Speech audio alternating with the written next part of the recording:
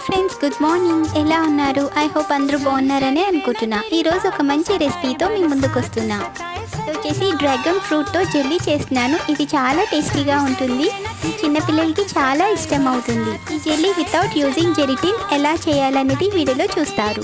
ఇంకా dragon fruit చిన్న చిన్న పీసెస్గా కట్ చేసుకొని దీన్ని క్రష్ చేసి పెట్టుకోండి. నెక్స్ట్ సాబుదానా వెన్నీటిలో సోక్ చేసి పెట్టుకుందాం. ప్యాన్ పెట్టుకొని గ్లాస్ ఆఫ్ వాటర్ యాడ్ చేసుకుందాం.